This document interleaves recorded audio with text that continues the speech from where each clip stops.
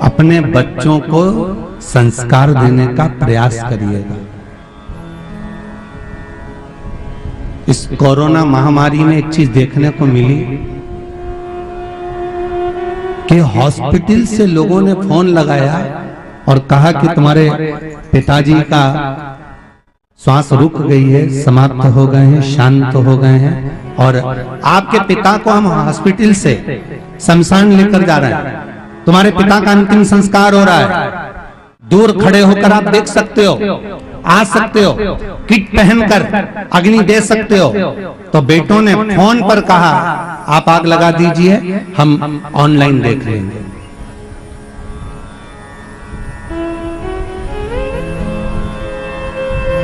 हम टीवी पर देख लेंगे।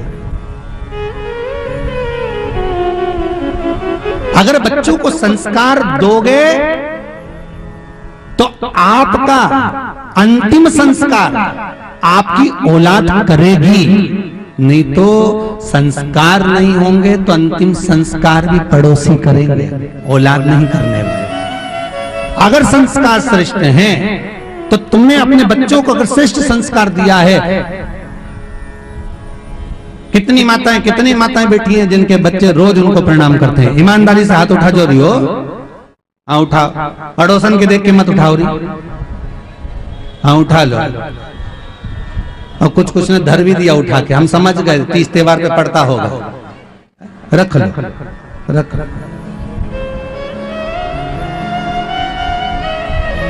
अब आप में से कितनी माताएं जो अपने बच्चों के रोज हाथ पर जोड़ ले, अरे उठ जा, तेरे हाथ जोड़ो, उठ जा, स्कूल का टाइम हो गया, उठ जा।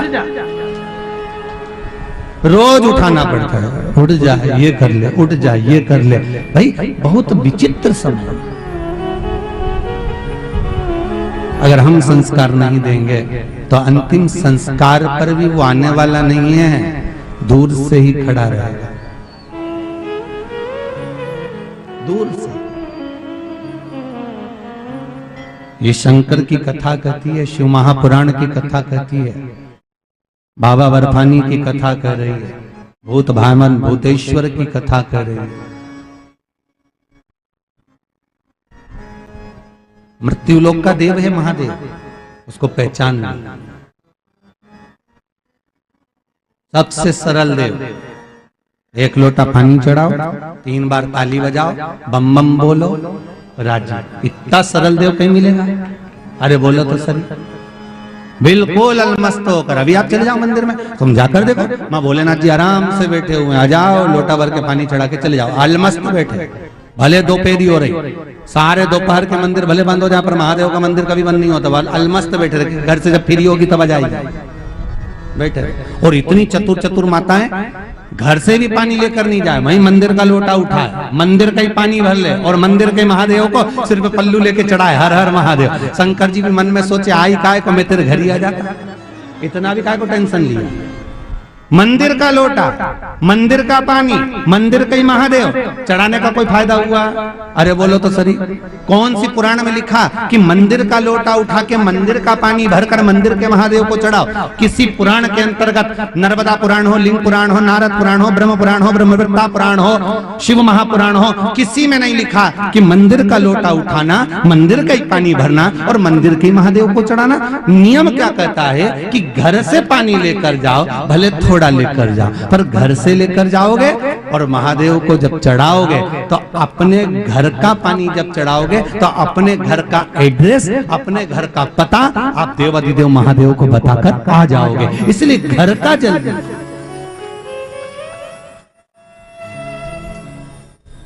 अरे आपकी आदत पड़ी है ना, जैसे पीपल के पेड़ की पूजन करने जाए, आंवला की पूजन करने जाए, शीतला माता की पूजन करने जाए, किसी की भी थाली लगी लगाए मिल जाए, बस फिर तो सब चढ़ा चढ़ू के वो जा। और जिसकी थाली बेचारी वो आई, उसने पूछा हमारा सामान कहाँ गया, तो कि वो तो वो गई लीला भाई, चढ़ा के वो गई उधर चली गई।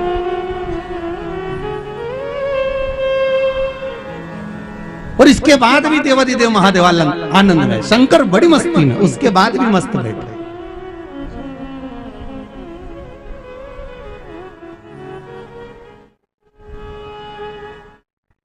अब आज ही सोमनाथ जी पे थे, कौन कौन था हमारे साथ अंदर? दो चार लोग थे, कोई हो पंडित हो, आप भी थे। अब सोमनाथ जी के टमाटर चढ़ाए थे, गाजर, भटा, बैंगन, वो भी सोमनाथ जी के कौन सी पुराण में लिखा है कि टमाटर चढ़ाओ, बैंगन चढ़ाओ, गाजर चढ़ाओ? अच्छा हुआ कद्दू नहीं लाई, नहीं तो वो भी ले आती और शंकर जी पे चढ़ा के सोमनाथ जी पे धर के चली जाती। इसका क्या जाएगा?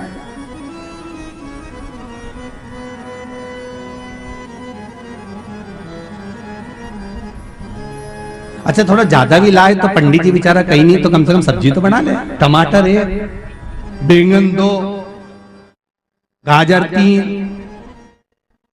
अब कहीं इसका मिक्स वेज बना है, ये भी समझ में कहां लिखा है? शिव महापुराण कथा कहती है कि कुछ भी लेकर ना जाइए तो मंदिर की ही बेलपत्र उठाकर, शंकर की चढ़ी हुई बेलपत्र उठाकर धोकर वापिस शंकर को समर्पित कर दीजिए, शिव राजी हो जाएगा।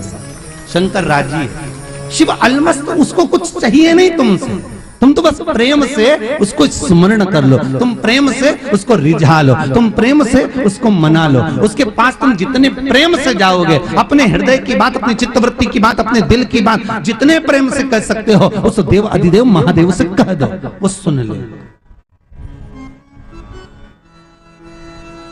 अन्य मंदिर में तो मक्खन भी चाहिए, मिश्री भी चाहिए, लड्डू भी चाहिए, पेड़ा भी चाहिए, तो माता जी के लिए चुनरी भी चाहिए, तो चूड़ी भी चाहिए, तो बिछोड़ी भी चाहिए, तो सिंदूरा भी चाहिए, सारे देवी देवताओं को सब कुछ चाहिए। पर देवाधिदेव महादेव से पूछा जाए तुम्हें क्या चाहिए? शंकर भगवान बोले जल हो तो लिया ना, नहीं हो तो 3 बार आके ताली बजा देना, इतना भी नहीं बने तो मुंह से बम बम भोले बोल देना, इतना भी ना बने मंदिर के अंदर भी नहीं आ सकते हो तो मंदिर के बाहर से निकल कर जाओ तो मेरे शिखर का दर्शन करते हुए जाना, उतने में भी मैं संतुष्ट हो जाता हूं, मुझे कुछ भी नहीं चाहिए, रखो तुम्हारे पास।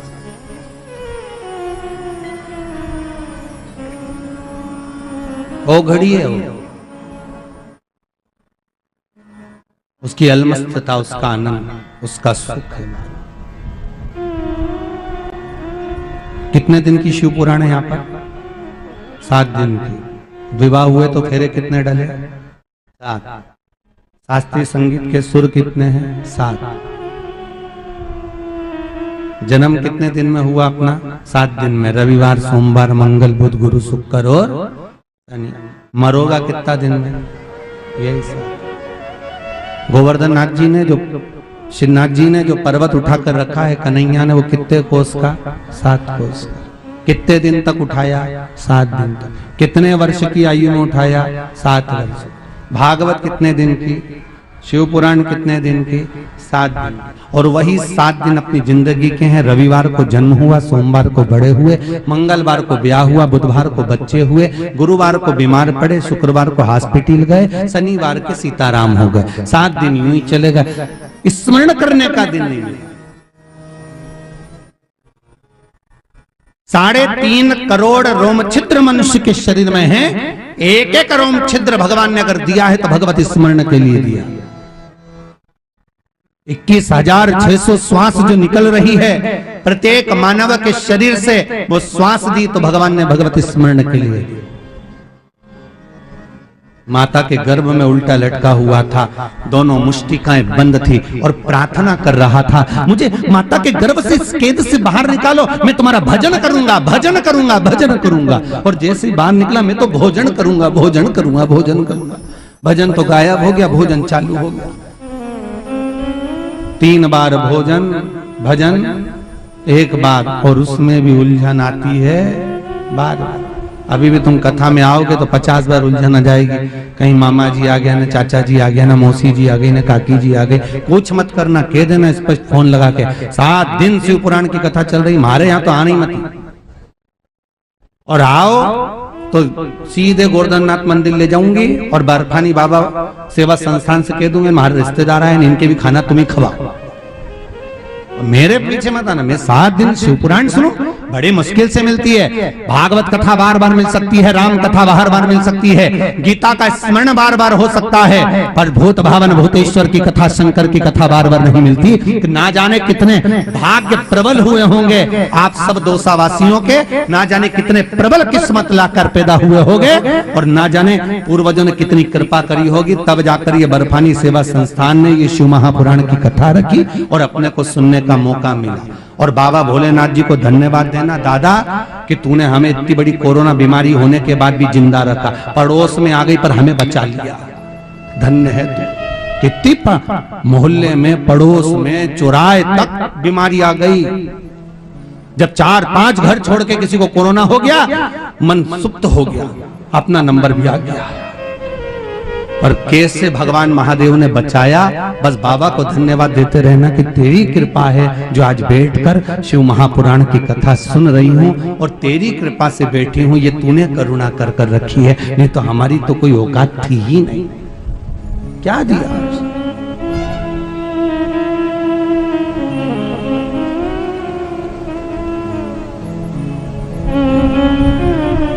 तो बर्फानी सेवा संस्थान वाले कुछ लोग कह रहे थे, गुरुजी आपने वो समी का पत्ता का ऐसा उपाय बताया कि पूरे राजस्थान में समी के पेड़ में पत्ती नहीं मिले चढ़ाने, पत्ती नहीं मिले, हम सब तोड़ तोड़ ले जाए, सब चढ़ाया। सही है, हाँ तुम महादेव भी तुम पे बड़ा राजी भी होगा, ईमानदारी की बात तो महादेव सोचेगा तो सही कि पूरी भगत मेरे यहीं आई है। जोरदार, भगवान महादेव बड़ी अलमस्तता में है, शिव कृपालु है, शिव दयालु। बहुत ध्यान दीजिएगा महाराज,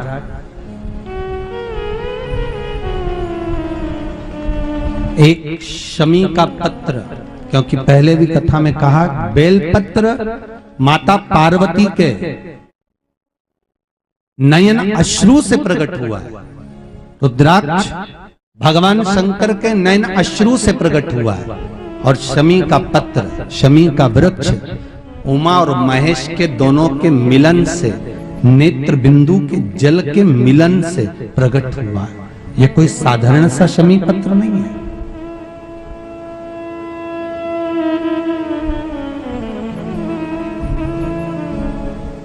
आप किसी शुगर आपकी लेवल में ही नहीं आ रही, बहुत ऊंची नीची जा रही है, बहुत ऊंची नीची जा रही है, और डॉक्टर भी कह रहा है कि शुगर को लेवल में लाना जरूरी है। अगर ये लेवल में नहीं आई तो फिर इंजेक्शन लेना पड़ेगा, इसको लेवल में लाना जरूरी है। कुछ मत करो, कुछ थोड़े से दिन, 5 दिन शमी पत्र, 5 पीपल के पत्ते महाराज, और 5 सांबर के पत्ते। सांबर वो फली देखी है जो लंबी सी होती है, सांबर फली बोलते हैं हमारे यहाँ, उसको सुरजना की फली भी बोलते हैं। तो उस फली के पत्ते 5, किसी भी 5 दिन शंकर भगवान को समर्पित करो। शमी के पत्र, बेलपत्र, पीपल के पत्र, सांबर के पत्र, ये चढ़ाने के बाद में आप सांबर के पत्र और पीपल के पत्ते लेकर आ जाइए। सांबर के पत्ते को, जो सुरजना के पत्ते होते हैं, उसको थोड़ा सा पानी में उकाल लो, ठंडा कर लो, छानकर बाबा को चढ़ा दो, एक कटोरी में झेल लाओ। पीपल के पत्ते जो उठाकर लाए हो उसको पानी में गला दो, 3 दिन तक उसका गलाया हुआ पानी और ये सुरजने के पत्ते का पानी अवधूतेश्वर महादेव के नाम से पीना चालू कर दो। शुगर लेवल में दूसरे दिन ही आ जाएगा, ऊंची नीची नहीं हो सकती, लेवल में चलते रहे। बाबा अवधूतेश्वर का स्मरण, ऐसी कौन सी बीमारी है जिसका स्मरण शिव महापुराण में नहीं है हमारे। और बाबा वो कहे ना, सबसे कठोर अगर कुछ है तो वो लोहा।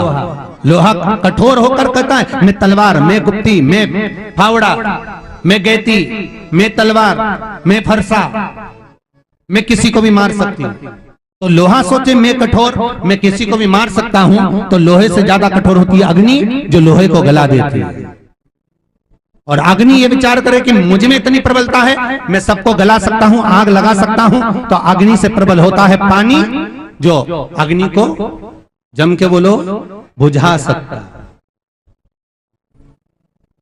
और पानी अगर सोचे कि मैं कठोर हूं, मैंने इतनी बड़ी भयंकर अग्नि को बुझा दिया, तो पानी से कठोर होता है मनुष्य, जो लोटे में भर के डकार जाता है, गिलास में भरकर पी जाता है, उससे प्रबल है मनुष्य। और मानव अगर सोचे कि मेरे बराबर कोई नहीं, उसकी अहंकारिता, उसकी अभिमतता, उसका हम उसके सामने जब आ जाए, तो मनुष्य से ज्यादा प्रबल होती है बीमारी।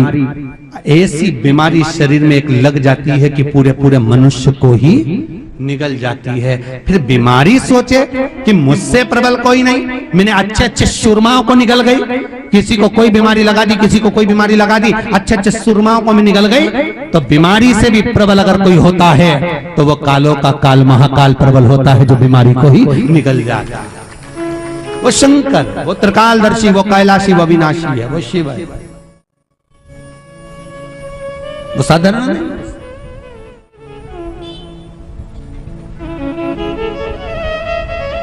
बस उसको जानना है, उसको पहचानना है, उसको हम एक बार सहज में समझें। और जो नजदीक में होता है ना भाई, उसको समझना ही कठिन होता है। एक बहू पूना में रह रही है, जयपुर में रह रही है, दिल्ली में रह रही है, जोधपुर में रह रही है, और एक बहू तुम्हारी दौसा में रह रही है। जो बहू दौसा में तुम्हारे साथ रह रही है ना, तुम उसको समझ नहीं सकती, क्योंकि रोज की झगड़ा करे, रोज की लड़े, रोज की कुड़कुड़ करे, तो बहू सास को नहीं समझती, सास बहू को नहीं समझती। और वो 4 दिन की दिल्ली से जो बहू आई नहीं, 4 दिन की वो जयपुर से आई नहीं, 4 दिन की वो जोधपुर से आई नहीं दिवाली के टाइम, और वो 4 दिन रहे और मम्मी जी करके घूमे आगे पीछे, तो सास इतनी खुश हो, हमारी सही बहू तो यही है, तो उसके साथ 1 साल रखे तो बता नहीं, 1 साल डोकरी के उनके साथ रहने दो, रहे हो। दूर के ढोल, अरे अच्छे से बोलो री, हाँ सुहावने लगे बस। हमारी दिल्ली वाली बहू रोज फोन लगाए हमारे पीछे, मम्मी कैसी, और उस बहू की इतनी तारीफ करे, जो पास में रहे वो की।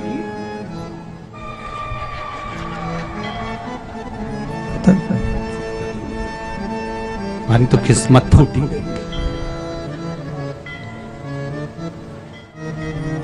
परख नहीं है, अगर परख होती तो पहचान जाता। हमारी आदत पड़ी ना, हम ब्रह्मलोक के देवता को पूछते हैं, हम वैकुंठ लोक के देवता को पूछते हैं, जो नजदीक में रह रहा देव, अधिदेव, महादेव, जो मृत्यु लोक का देव है, हम उसी को नहीं पूछते, क्योंकि हमारी आदत है दूर के ढोल, अरे बोलो जम के सुहावने,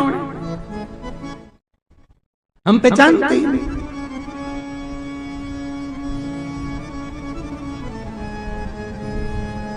दूर का अगर कोई आए, बहुत बढ़िया साहब, बहुत बढ़िया। एक बहन दूसरे गांव में रहनी तो उसकी खूब खाती रहो, और एक बहन वहीं की वहीं गांव में रहनी तो बस चाय पिला के टरका दे जा, चाय पिला के बरो, वो भी कभी कभी तो यूं ही कह दे आज तो दूध ही खत्म हुई गया, तो कभी कभी ये भी बोल दो उसका क्या, कौन जाने।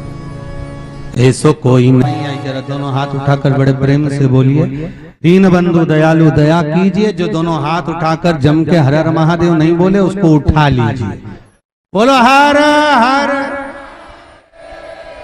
अब कितने बढ़िया बोले, तुम भी आलसी हो नंबर 1 के हो।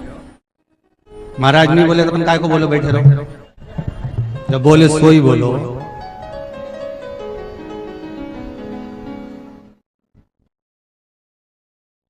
हीरा को परखइयो राम, कोई जो नजदीक में रहता है ना, उसकी परख हम नहीं कर पाते, उसको हम जान नहीं सकते, उससे हम बड़ी दूर है, उसको हम पहचान नहीं सकते। और जो दूर है उसको हम श्रेष्ठता देते रहते हैं कि हाँ वो श्रेष्ठ है, उसमें श्रेष्ठता होगी। पर जो नजदीक है उसको पहचाने हम लोग, और जो नजदीक वाले को हम पहचानेंगे, नजदीक वाले को हम जानेंगे। महाराज, नजदीक को अगर हम पहचानने का प्रयास करेंगे तो हम जान सकेंगे कि श्रेष्ठता है उसमें। एक दूर रह रहा है और एक पास रह रहा है।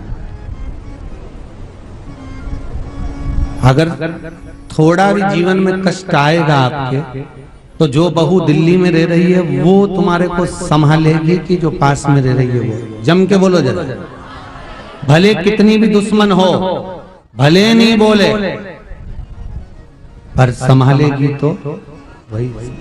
भले नहीं बोले, भले नहीं जाए।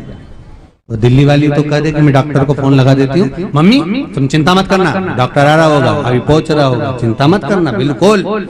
वो बहू वाले और सास को लग भी दिया, हमारी बहू बहुत जोरदार, देखो डॉक्टर भेज दिया। भले डॉक्टर क्या करेगा, परंतु जो नजदीक होगी वही तो दवाई देगी, गोली देगी, संभालेगी आगे बढ़कर। तो उसी तरह प्राण छूटते समय आप सबको याद करो। हो सकता है आने में देरी हो जाए,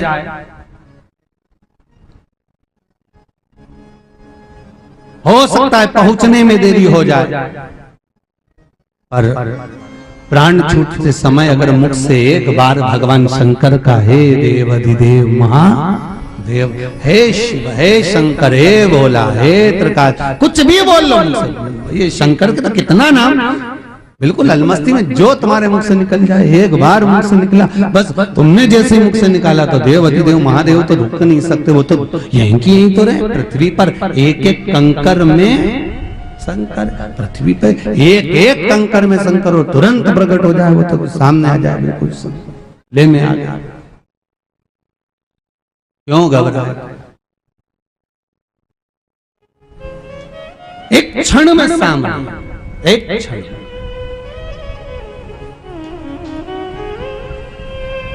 तीन मित्र, तीनों में झगड़ा हो गया। एक तीनों मित्र हैं, आपस में झगड़ लिए। एक बोले मैं भगवान को बुलाऊंगा, राम को बुलाऊंगा, एक बोले मैं कृष्ण को बुलाऊंगा, एक बोले मैं शंकर को बुलाऊंगा, तीनों झगड़। अब जो शंकर का भगत था, लोग उसको हमेशा कुछ ना कुछ बोला करते थे, तेरा भोलेनाथ मंदिर में बैठा रहे, लोग पानी उंडेल उंडेल के जाए तब तो आए नहीं। तो बस अब इसको चढ़ गई मन में कि भाई शंकर तो शंकर, और शंकर के लिए सुनो तो हो ही नहीं सकते। तीनों ने विचार करा, अपन जंगल में चलते हैं, देखते हैं किसका भगवान पहले आए, और बुलाना चालू करे। एक ने बुलाया, भगवान राम पधारो। एक बुलाया, हे ठाकुर, हे कन्हैया पधारो। और तीसरा जो था शंकर का भगत, उसने कंकर उठाया, हाथ में रखकर बोला, भोलेनाथ मैंने आपको देखा नहीं, पर मैंने सुना है कि कंकर में शंकर है, अगर हो तो प्रकट हो जा। कंकर में से शंकर प्रकट हो गया, सामने आ गया। कंकर में से शंकर। थोड़ी देर बाद राम जी आ गए, थोड़ी देर बाद कृष्ण जी आ गए। इतने में राम का भगत बोला, प्रभु आपने आने में देरी क्यों कर दी? भगवान राम बोले, तू नहीं तो कहा था, हे अयोध्या नरेश, हे राजा रामचंद्र पधारो। और कोई राजा कोई ऐसी आए क्या? पूरी सेना लाना पड़े, साज सजाना पड़े, रथ तैयार करना पड़े, तब तो आया। इतने में थोड़ी देर बाद कन्हैया जी आ गए, तो कन्हैया जी का भगत बोला, तुम कितनी देरी क्यों करे? तो भगवान कृष्ण ने बोला, तूने बोला हे द्वारका के नाथ, हे द्वारिकाधीश, हे ब्रजाधिपति, हे राजाधिराज, द्वारका नाथ पधारो। अब तू बोले द्वारका का नाथ राजा, अब मैं द्वारका का नाथ तो कोई ऐसे निकल के चले? अब तुम सीएम को बुलाओ तो कोई ऐसे आ जाए? थोड़ी बहुत पुलिस फोर्स मोर्स सामने आगे पीछे थोड़ी बहुत चलाना पड़े। अब तुम सीएम को बुलाओ तो वो तो फोर्स मोर्स के साथ है, और ऐसे अपने ही मोहल्ले में नत्थू लाल, उसके बुला ले, ए नत्थू, हाँ बोल जी, तुरंत सामने नत्थू। और तुम सीएम को बुला दो तो साज घास है, पूरी सेना लेकर पूरे ठाट बाट के साथ आए। तो भगवान शंकर को कोई सेना की जरूरत है ही नहीं। भोलेनाथ जी का एक कंकर उठा के कहा, शंकर, वो शंकर जी साथ बिल्कुल वो घड़ी है अलमस्त।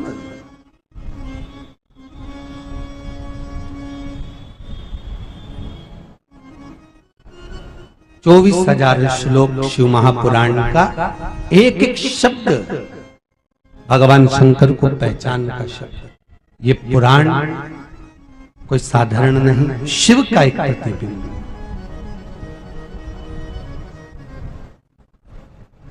विद्येश्वर संहिता में, शिव महापुराण की विद्येश्वर संहिता में लिखा है कि जहां पर तुमरुका जी चंचुला देवी को कथा सुनाते हैं और बेलपत्र शिव जो समर्पित करते हैं, वो बेलपत्र शंकर स्वयं कहते हैं कि इस पोथी पर चढ़ी हुई बेलपत्र विराम दिवस के एक दिन पहले तक वो बेलपत्र औषधि का काम करती है और विराम के बाद वो कुबेर का खजाने का काम। इसीलिए 7 दिन की कथा में 6 दिन की जो बेलपत्र आपको यहाँ से प्रसाद में वितरण करी जाएगी, वो बेलपत्र चबा चबा कर रात होने से पहले जिसकी कमर, घुटना, पेट, सिर जो दुखता हो, तुम तो आज खाना और कल हमको लेटर लिख के देना कि बंद हुआ कि नहीं हुआ दर्द, बस कल तक का समय था, कल ही 2 लिखता। पर एक नियम है, रात भर नहीं रखना है, नहीं तो तुम सोचो हमारी सास के लिए रख लें। बहुत चतुर चतुर माता आती हैं, बैग में लेके साथ में चलती, देना भैया। और चलो तो चलो, एक बार कोटा में कथा थी, कोटा में गगरानी जी कथा कराए थे, गीता भवन ऐसा कुछ था, वहां कथा करा तो एक माता आई तो भगवान जाने का दिन कैसी उसने झोली बनाई थी राम, साड़ी का पल्लू की ऐसी लेती जा, अच्छा उसके इतना ध्यान नहीं कि गुलाब जामुन डाले जा और चाशनी नीचे से। बर्फानी बाबा सेवा संस्थान से निवेदन, तुम भी एक दिन खीर बना देना, दख डाले अब रखो।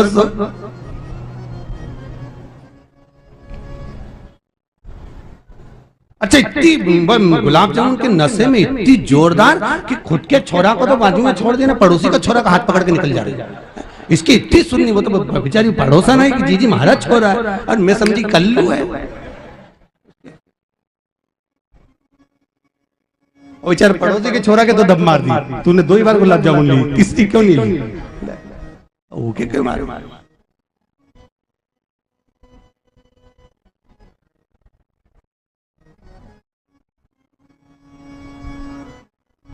जैसे आज हुआ ना, वो शोभा यात्रा निकल रही थी कलश का, हमारा तो कलश कोई उठा के ले गया, हमारा नहीं मिले तो जो नहीं, वो तो ऐसी बैठ गई, हिले ही नहीं। अच्छा उससे 2-3 माताएं कह रही थी चल अब जान दे, कल कहीं नहीं, तो नहीं जा,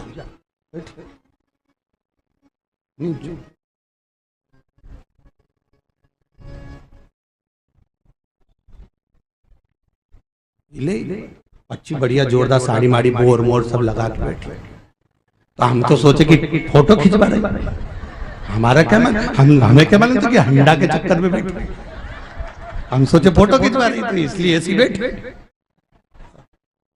वो तो जब मछली गई तब मालूम पड़ा कि वो हंडा के चक्कर में मछली हो, फोटो के चक्कर में नहीं मछली, तब धन्यरी दो सवाल। ये ईमानदारी की बात है, यहाँ शंकर जी क्यों 5 जगह पर आके बैठे आज मालूम पड़ गया कि भोलेनाथ जी क्यों आके बैठे। तो ये भी एक, इसीलिए कहते हैं मारो देश, इसीलिए यहाँ जो आनंद है नहीं राजस्थान को, वो आज मालूम पड़ी। अभी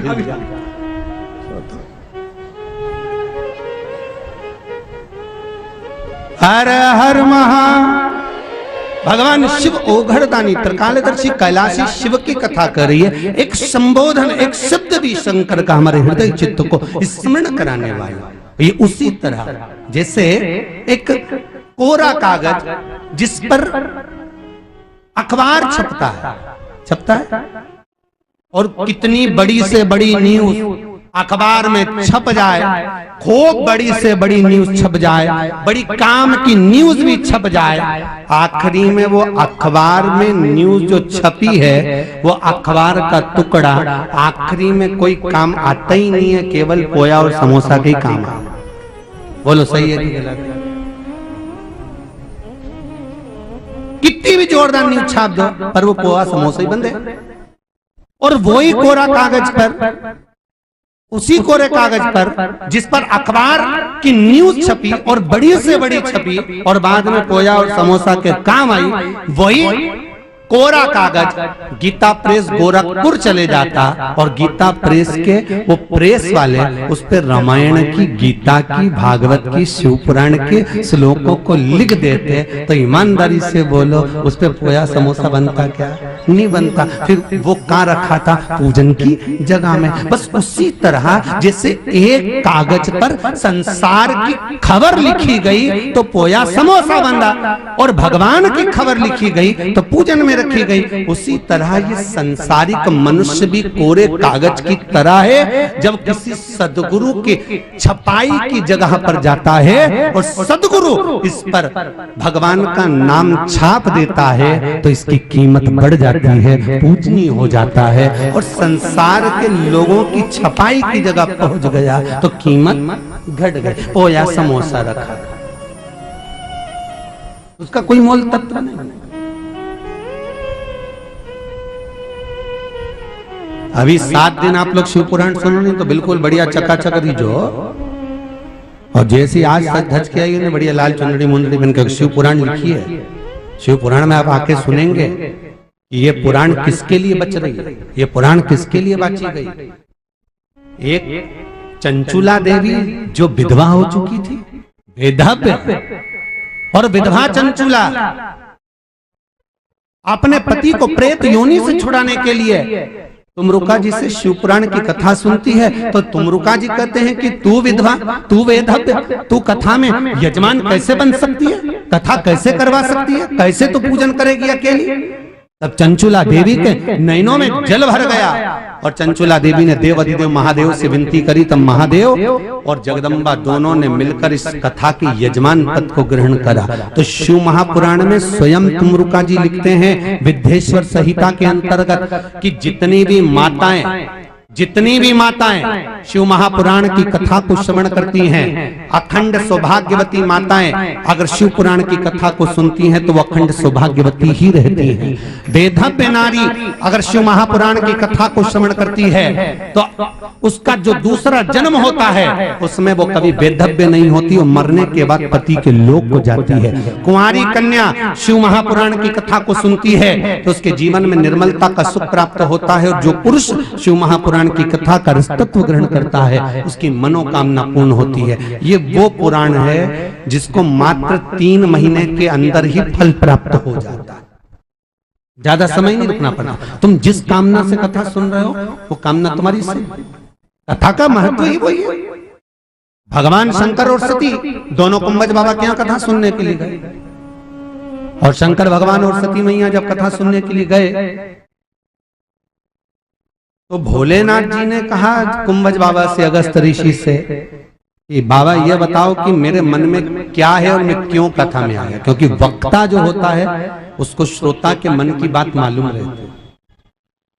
मैं क्यों आया, किस लिए आया। कुंभज बाबा ने कह दिया भोलेनाथ जी आपको राम का दर्शन करना है इसलिए आप कथा सुन रहे हैं। बिल्कुल सही। अब मेरी सती के मन में क्या चल रहा है, इस सती की चित्तवृत्ति में क्या चल रहा है, सती क्या चाहती है कथा में बैठकर। कुंभज बाबा ने कहा मैं नहीं बोल सकता, मैं बोलूंगा वो अच्छा नहीं लगेगा। नहीं, आपको बताना तो पड़ेगा कि मेरी धर्मपत्नी सती के मन में क्या चल रहा है कथा सुनते समय, आप बताओ। नहीं बताओ। फिर जिद पर अड़ गए भोलेनाथ जी। कुंभज बाबा से कहा आप बताना तो पड़ेगा। तो शंकर भगवान को कहा आप सती मैया को थोड़ी देर बाहर भेज दो, मैं बता दूंगा। शंकर जी ने कहा सती मुझे प्यास लगी है, आप गंगा जल लेकर। सती पानी लेने के लिए गई। कुंभज बाबा ने कह दिया भोलेनाथ सती मैया के मन में आ रहा है कि शादी करने के बाद, विवाह होने के बाद दुनिया के लोग ना जाने कहां कहां जाते हैं और मेरा पति मुझे लेकर यहाँ कथा सुनाने लाया, इससे तो मैं भस्म हो जाती तो अच्छा था।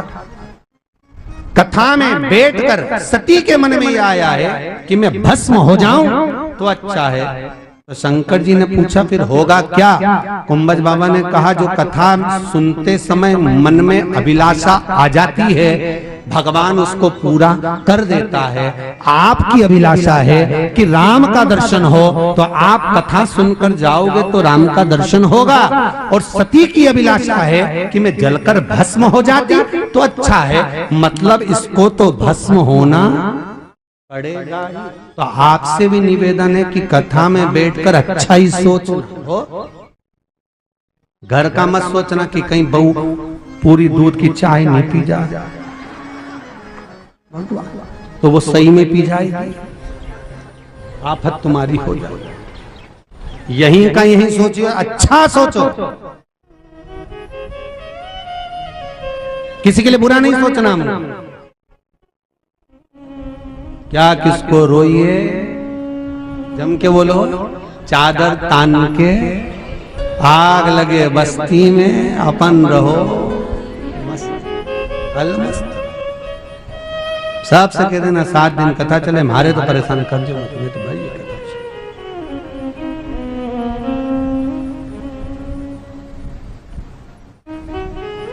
श्रृंगारित होकर लोग पूछेंगे कहां जा रही कथा में, तो इतनी सज धज के। शिव पुराण में लिखा है शंकर भगवान ईश्वर जी बने थे और पार्वती गौरा बनी थी। अभी आज कथा पहुंचेगी ईश्वर जी गौरा जी तक। शंकर भगवान गणा बने थे, पार्वती जी घोर बनी थी, जो हिंदू धर्म में गणगौर पूछी गई थी।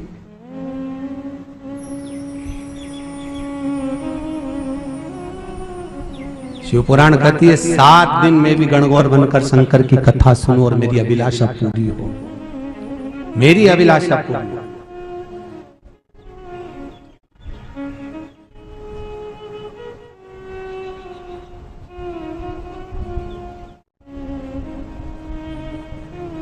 मेरे मन की अभिलाषा वो पूर्ण हो।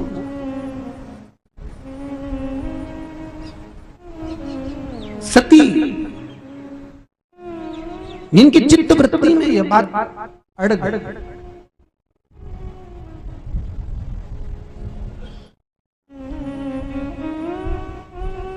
और होता है जब सती माता जलकर भस्म हुई हैं दक्ष प्रजापति के यहाँ, उनको भस्म कराने वाला कोई दूसरा नहीं था। सती को भस्म कराने वाले थे खुद के अपने। जब दक्ष प्रजापति के यहाँ यज्ञ रखा गया, सबको बुलाया, शिव को नहीं, और जितने देवी देवता जाते थे सब कैलाश पर्वत पे से ही जाते थे।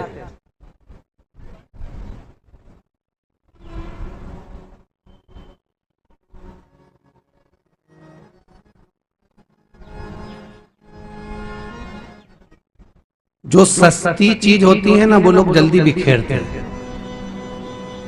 जो महंगी चीज होती है वो कोई बुरबुराता नहीं है। सबसे सस्ती चीज है जो बुरबुराने के काम आती है वो नमक है, जो किसी के भी घाव पे तुरंत बुरबुरा दी जाती है। और ये दुनिया के लोग बड़ी अच्छी तरह से बुरबुराते। तुम देखो सती मैया नीचे बैठी, ये जा रहा है ऊपर से, और ऊपर से जाते जाते भी कहते जा रहे हैं, देव ऋषि नारद बोले माता जी बढ़िया तो हो। नमक छिट्टा है, घाव होगा तो नमक की जलन होगी, चाहे वो बाहर का घाव हो चाहे वो भीतर का। सस्ती चीज है, कोई भी बुरबुरा देगा। तुम्हारे यहाँ भी ऐसा होता है, कई लोग जरा सा अगर एक एग्जाम में फेल हो जाए, जरा सा अगर कोई काम बिगड़ जाए, जरा सा कोई गड़बड़ हो जाए, फिर नमक बुरबुराने वाले देखना फोन लगा लगा, हमें तो मालूम पड़ा, उसने बताया, ऐसा हो गया, सही में क्या, मतलब वो बुरबुरा। तो तुम चिंता मत करना, सती जैसे तुम मत बनना कि जाके शरीर को आधा कर दो, नहीं, भीतर से कठोर रही।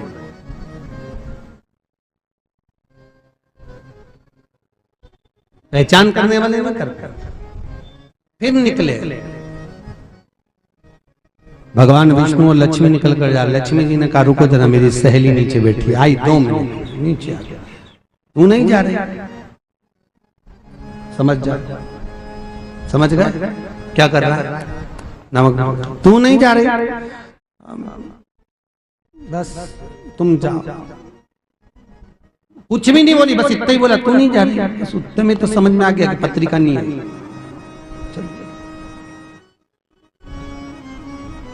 अच्छा ईमानदारी से बोलो, बैकुंठनाथ भगवान विष्णु रहते उधर, ब्रह्मा जी रहते इधर, नारद जी रहते उधर, तो सभी को क्या शंकर जी के कैलाश पे से ही जाना था? सबका रूट अलग अलग था नहीं है? सबका अलग अलग जगह कि यहाँ से तुम इधर से आना तो तुम उधर से आना तो तुम उधर से जाना, कोई जरूरी है कि सबको इधर से जाना? पर वो बुरबुराना।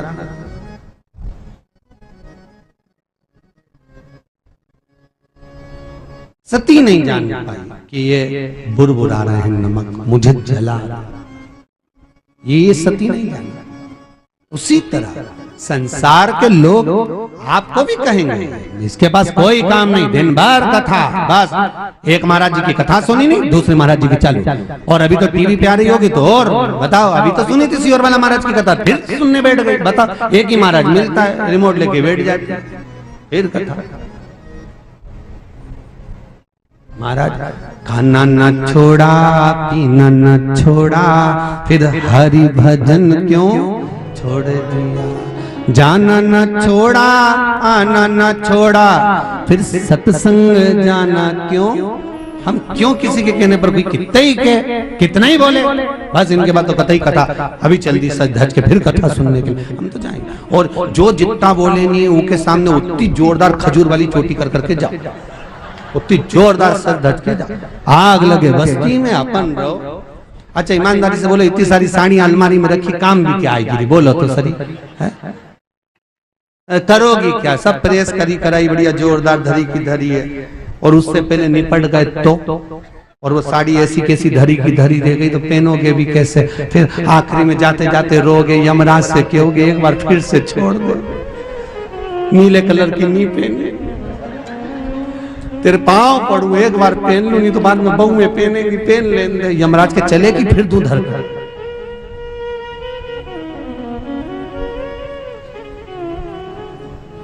सबसे ज्यादा आनंद तो पुरुषों को आ रही है कि महाराज जी हमारे लिए हो, अरे तुम चिंता मत करो, तुम्हारे पास भी बहुत सारा कुर्ता पजामा धरा है और पैंट शर्ट भी धरा जोरदार, और पत्नी हमेशा कहती है नया रुमाल ले लो, पर नहीं, वही रुमाल जी की पूरी किनोर फट गई, वो कोई धोखे पे धर लिया।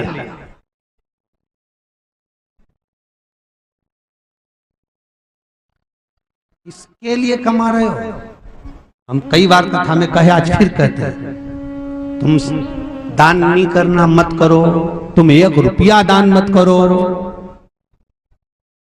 तुम्हें किसी को नहीं देना मत दो, तुम्हें पुण्य नहीं करना मत करो, पर निवेदन है अपने ऊपर खर्च तो करो रे, खुद के ऊपर करो, अच्छे से अच्छा खाओ, अच्छे से अच्छे रहो, मुसद्दी लाल जैसे नहीं।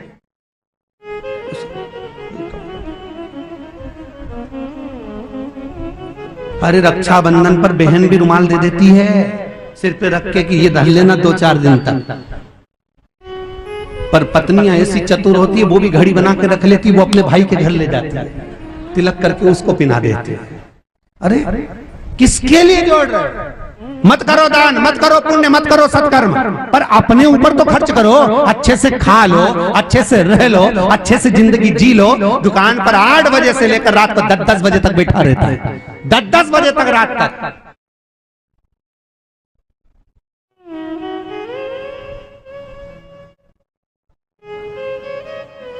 वो तो भगवान भला करे, वो प्रधानमंत्री जी का, जिन्होंने लॉकडाउन करके अपने सबके जोड़ दिया, घरों में ले जाकर बिठा दिया। हमेशा पत्नियां कहती थी तुम्हारे पास तो टाइम ही नहीं, टाइम ही नहीं, 4-6 महीने घर में बिठा दिया, अब कह रही कब जाओगे? क्यों? क्योंकि दिन भर वो का प्राण खा जा, समोसा बनाएंगे, आधे घंटे समोसा वो आधे घंटे रखा हो। तो पत्नी इतनी प्रेम से सोची थी कि बताओ दोनों साथ रहेंगे, बना बना के मर गई।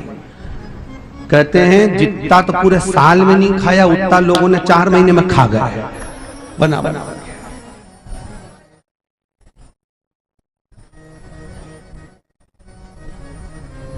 पहले जरा सा शरीर में कष्ट होता था तो हॉस्पिटल भागते थे, डॉक्टरों के भले होते थे। अब 4-6 महीने में कहीं का बीमार भी नहीं पड़ा रे, एक बीमार नहीं पड़ा, क्योंकि जरा सा कमर दुखे, हाँ मम्मी मेरी पीठ दुख रही, तुरंत डॉक्टर क्या, मम्मी पाँव दुख रहा, तुरंत डॉक्टर। अब डॉक्टर क्या भी नहीं जा सकती, क्यों?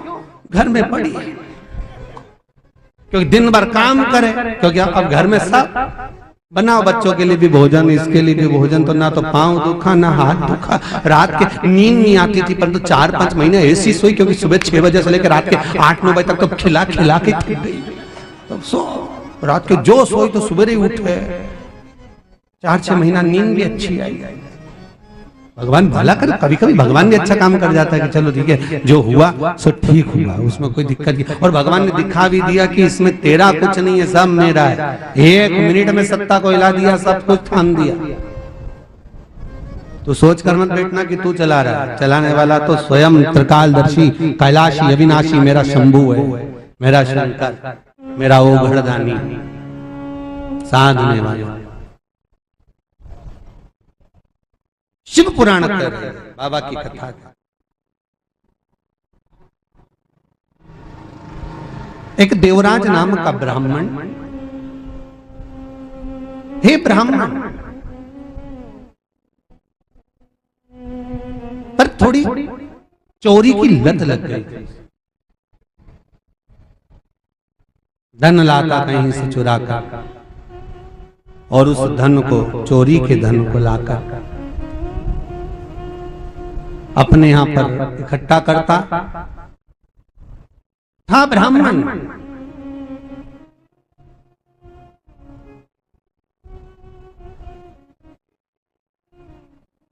पर ब्राह्मण कर्म से वंचित था।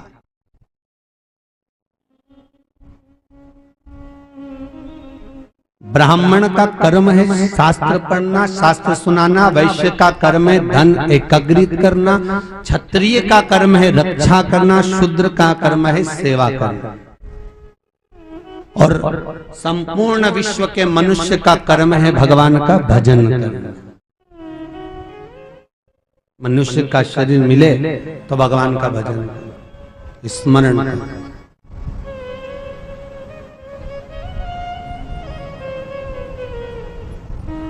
पूरे दोसा में इतने ही हो जितने आए हो, जम के तो बोलो, और भी हो ना,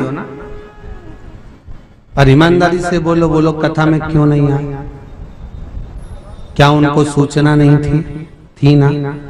पूरे नगर में सूचना है कि शिव महापुराण की कथा हो रही है, बोलो है कि नहीं? तुम्हारी अड़ोसन पड़ोसन धड़ोसन को तो तुमने ही कह दिया होगा शिव पुराण हो रही है, शिवर वाला मारा जा रहा है, कथा चालू होने वाली है, बर्फानी सेवा संस्थान करा रही है, गिरिराज मंदिर में कथा हो रही है, बोलो बोला कि नहीं बोला?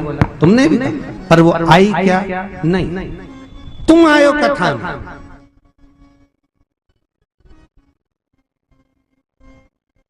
जिसका जहां संबंध अच्छा होता है वही उसके दरवाजे तक पहुंचता है, वही उसके दरवाजे तक पहुंचता है। तुम्हारा संबंध देव अधिदेव महादेव से है, तुम शंकर के हो, इसलिए कथा तक पहुंचे हो, शिव के द्वार तक तुम आए हो। स्वयं भगवान कृष्ण भागवत जी में कहते हैं, ब्राह्मण देवता रुक्मणी जी से जाकर कह दो, सुनिए भागवत आप लोगों ने, अरे बोलो तो सही, सुनिए, सबने सुनी। उसमें क्या बोला 10वें स्कंद में कि ब्राह्मण देवता रुक्मणी जी से जाकर कहो कि तू श्रृंगार करके जगदम्बा के मंदिर पहुंच, मैं तुझे लेने के लिए पहुंच जाऊंगा। बोलो बोला कि नहीं बोला? अरे बोलो तो, बोला ना कि तू जगदम्बा के मंदिर श्रृंगार कर कर पहुंच, मैं तुझे लेने पहुंच जाऊंगा। भगवान कृष्ण ने ऐसा बोला क्या कि तू तैयार होकर न छत पे खड़ी मिल जाए, मैं तुझे लेने आ जाऊंगा? भगवान ऐसा बोला? नहीं, भगवान ने कहा तू श्रृंगार करके जगदम्बा के मंदिर आ, मैं तुझे लेने आ जाऊंगा। भगवान ने ये नहीं कहा कि तू श्रृंगार करके अपने घर पे खड़ी मिलना, तू श्रृंगार करके अपने ओटले पे खड़ी मिलना, तू श्रृंगार करके अपनी छत पे खड़ी मिलना, तू श्रृंगार करके अपने झरोके में खड़ी मिलना। भगवान कहते तू श्रृंगार करके जगदम्बा के मंदिर जा, मैं तुझे लेने आऊंगा। अर्थात भगवान ये बता रहे हैं भागवत के माध्यम से कि तू मंदिर तक पहुंच, मैं तुझे लेने आ जाऊंगा। भगवान ये कहना चाहते हैं कि तुम एक बार शिव महापुराण तक जाओ, तुम एक बार भगवान के दरवाजे तक जाओ, तुम एक बार सदगुरु की चौखट तक जाओ, फिर फर्ज उसका है वो तुम्हारे दरवाजे पर आ जाएगा। पर जाना पहले तुम्हें पड़े। तेरे मंदिर में आना मेरा काम है और मेरी बिगड़ी बनाना तेरा काम। तुम्हें जाना पड़ेगा उसके द्वार तक, तो भगवान तुम्हारे द्वार पर है।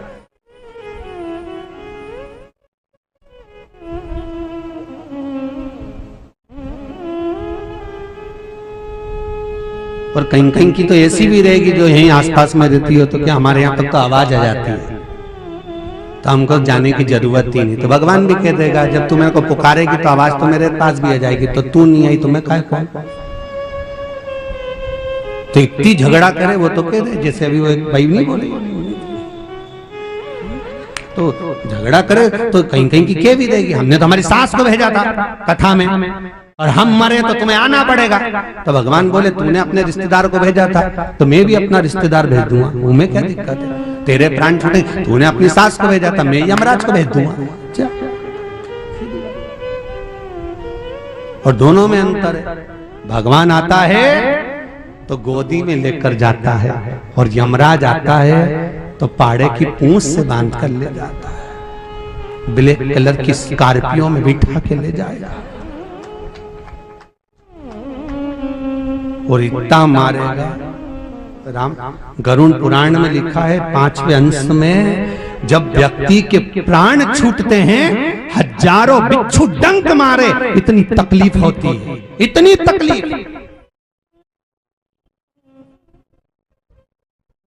हजारों बिच्छू डंक मारे, इतनी तकलीफ।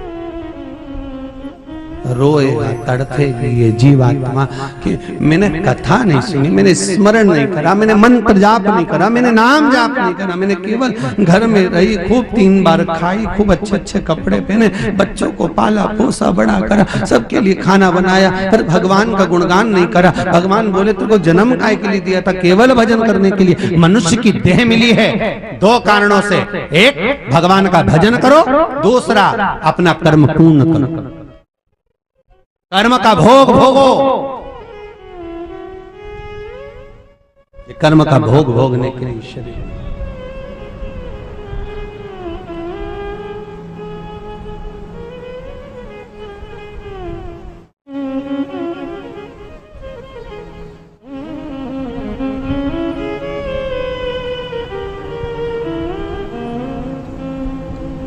महाराज इस मनुष्य की देह को पाया, स्मरण। देवराज ब्राह्मण होकर कर्म से वंचित है, कर्म नहीं कर पाए, व्यर्थ के कर्म में लगा रहा, चोरी कर कर लाता धन, एकत्रित कर कर इकट्ठा कर कर लाया, रख दिया। एक दिन चोरी कर कर धन ला रहा था और शरीर में ताप पड़ गया, बुखार आ गया, थोड़ा शरीर कांपने लगा तो सोचा चोरी के धन को लेकर कहां जाऊं, किस जगह पर पहुंचूं।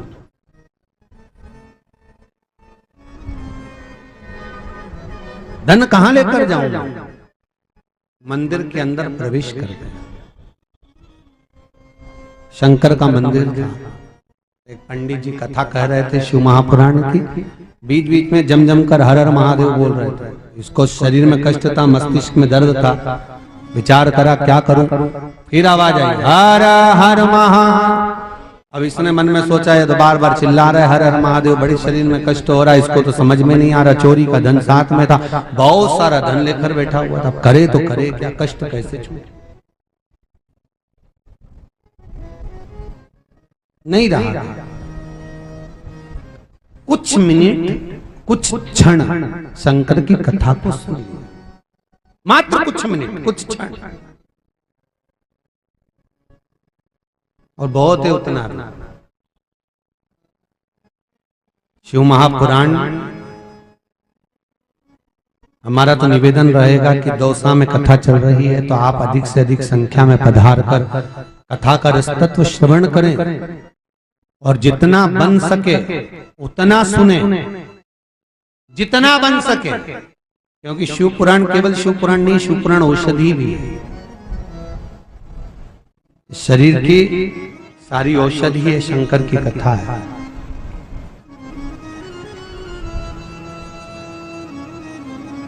शंकर की कथा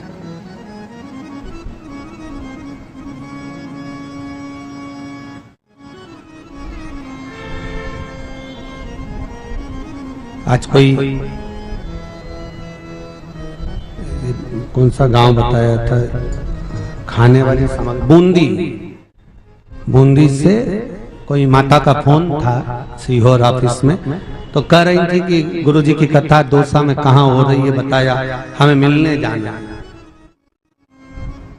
कारण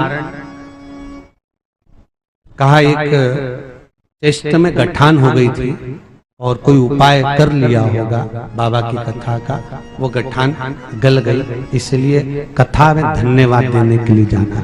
केवल शंकर की कथा, भले उनको हम नहीं जानते, वो हमें नहीं जानती होगी, कथा सुनी होगी, स्मरण किया होगा, पर एक उपाय भी अगर शिव महापुराण का करा है, और आप भी कम नहीं हो, आपने भी कई उपाय करे होंगे, ऐसा हो ही नहीं सकता। और बाबा ने ज्यादा नहीं करा होगा, पर थोड़ा ना थोड़ा तो डोसा वालों अगर आपने कोई उपाय करा होगा तो बाबा ने थोड़ा ना थोड़ा तो आपका साथ दिया ही होगा, ये पक्का। और ईमानदारी से बोलो कितने लोग हैं जिन्होंने उपाय करा कोई ना कोई और बाबा ने कृपा करी? हाथ उठाओ जरा, करिए बाबा ने कृपा सब पर। बाबा बहुत बढ़िया, रखिए। कुछ तो करा और उसका फल भी हमको मिला, ये शिव ही वैसे। चाहे किसी ने पशुपति व्रत करे हो, चाहे किसी ने कोई उपास करा हो, नियम लिया, उसका फल जरूर है, शंकर देता। अड़भंगा है वो महाराज, सहज है वो महाराज, उसकी सहजता का सुख ही बस अलमस्त होकर आनंद में भगवान शिव का स्मरण करे, पर चोर की चित्तवृत्ति में समाया कहां। देवराज ने धन तो लिया और बाहर जाने लगा, थोड़ी दूर गया था, चक्कर खाकर नीचे गिर गया, प्राण छूट गए। प्राण छूटते से यम के दूत बंदी बनाने के लिए आ गया।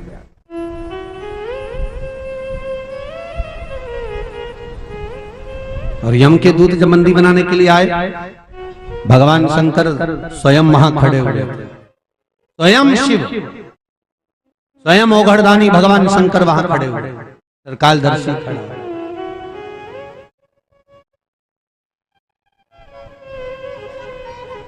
पूछा, यमदूतों तुम्हारा आगमन क्यों? महाराज ये चोर है, इसने चोरी करी है, और सबसे दुख की बात तो यह है कि ब्राह्मण होकर इसने चोरी की। एक तो ब्राह्मण, ऊपर से इसने चोरी की, इसलिए इसको भोगना तो पड़ेगा, इसको लेकर जा रहे हैं। नहीं नहीं, भगवान शंकर बोले इसने कथा भी तो सुनी है। अरे तो 2 क्षण के लिए अंदर गया था मंदिर में और उसको चोरी का धन लेकर गया था साथ में, तो इसको तो आप छुड़ा नहीं सकते। शंकर भगवान ने कहा ये तो हो नहीं सकता, इसने शिव महापुराण की कथा सुनी, भले 1 क्षण की सुनी, 1 पल की सुनी।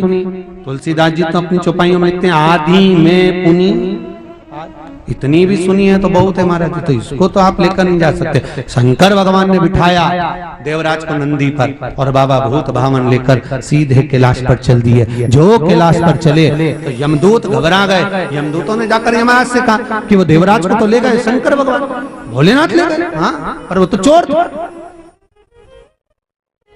बेकार कर्म करा, पता नहीं पहुंच गए।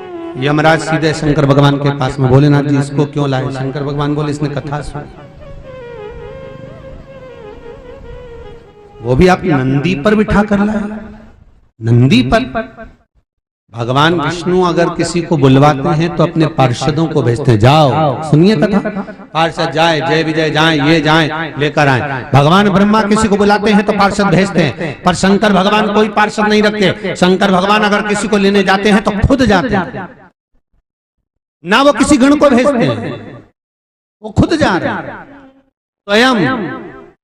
तो किसी ने पूछा कि भोलेनाथ जी आपको भी किसी ना किसी को लेने भेजना चाहिए, आप स्वयं चले जाते हो, थोड़ा देखो तो सही, तुम भगवान हो, तुम देवता हो, तुम तो खुद ही पहुंच गए। शंकर भगवान बोले एक बार हमने विचार करा था, हमने प्रयास करा था, एक बार किसी के प्राण छूटने वाले थे, वो हमारा भगत था, उसको मरने में 15 मिनट की देरी थी, तो हमने हमारे गणों को भेज दिया, भूत प्रेतों को, डाकनी पिशाचनी चुड़ैलों को, तो इनको भेज कर कहा जाओ वहां जाके खड़े हो जाना, जैसे ही उसके प्राण छूटे लेकर हमारे पास आ जाना। अब 15 मिनट बाद प्राण छूटना थे, हमने एक गण को भेजा, उसके 3 नेत्र थे, 14 हाथ, जैसे ही वो उसके सामने जाके खड़ा हुआ, 15 मिनट बाद मरना था, 15 मिनट पहले ही मर गया।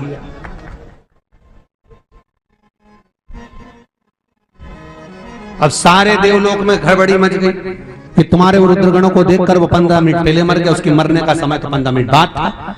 सारे देवता हमारे पास में आ गए, शंकर जी के पास में। भोलेनाथ, शंकर जी ने पूछा क्या ये तुमने भेजा ही क्यों? तो क्या हमारा भगत हमने लेने भेजा था? तो क्या मरने के बाद भेजते? तो मरने के बाद तो तुम ही चले जाते, हमारा गण अगर लेट जाता तो, इसलिए हमने पहले भेज दिया, पर हमें क्या मालूम था उसको देख के ही मर गया। प्रभु कुछ कृपा करो। शंकर भगवान ने कहा उस दिन से नियम बनाया कि हमारे भगत जो मरेंगे, हमारे भक्तों के जब प्राण छूटेंगे, शंकर के उपासक के जब प्राण छूटते हैं, शिव भगत के जब प्राण छूटेंगे तो कोई गण नहीं जाएगा। शंकर जी कहते हैं नंदी पर चढ़कर देवाधिदेव महादेव जाएगा, स्वयं शिवाय। और शंकर भगवान कहते हैं मेरे नंदी पर मैंने वचन दिया था पार्वती को कि अगर मैं नंदी पर बैठूंगा तो मेरे साथ तू नंदी पर बैठेगी, इसके सिवाय कोई नहीं। इसलिए शंकर जी कहते हैं मेरे भगत को जब मैं लेकर जाता हूं तो मैं पैदल पैदल चलता हूं और नंदी पर उसको बिठा कर ले जाता हूं, क्योंकि मैं अगर बैठ कर जाऊंगा तो मेरे साथ में पार्वती होना चाहिए, और पार्वती के बिना मैं अकेला नहीं, इसलिए मैं नीचे तुझे बिठा कर नंदी पर बिठा। अब मन तुम्हारा है, तुमको ब्लैक कलर की स्कॉर्पियो में जाना है कि व्हाइट कलर की टवेरा में जाना है, ये मन तुम्हारा। शंकर जी के पास तो व्हाइट कलर की है, और यमराज के पास अरे बोलो तो जम के ब्लैक कलर। मन तुम्हारा, तुम्हारी जैसी मर्जी हो वैसा। परंतु कभी कभी हमारा शास्त्र कहता है कि ना व्हाइट में ना ब्लैक में 2 व्हीलर पे भी जा सकते हैं, और वो 2 व्हीलर किसी के पास नहीं, भगवान विष्णु के पास है, गरुड़ जी महाराज, उस पे भी। और कभी कभी ऐसा होता है ट्रैफिक जाम होता है तो 4 व्हीलर काम नहीं आती, 2 व्हीलर से निकला जाता, वो भी हो सकता। उपासना दानी कालदर्शी स्वयं देवराज ब्राह्मण को देख कर कहते हैं कि ये देवराज यमदूत ले जाए, श्रेष्ठता नहीं हो सकती। भगवान शिव नंदन पर बिठाकर स्वतः लेकर चले गए स्वयं।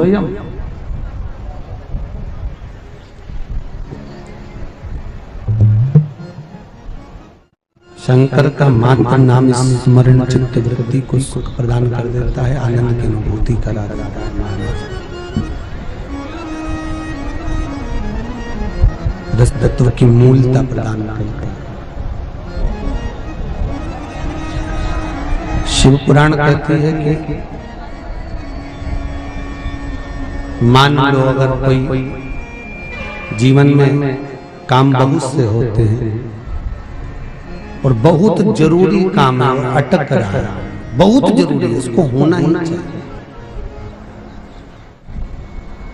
और आप सब जगह से जब परास्त हो जाओ, सब जगह से जब हार जाओ, हर जगह से जब थक जाओ कि मेरा कहीं से काम बन ही नहीं रहा, तो शंकर की कथा कहती है मात्र एक बेलपत्र,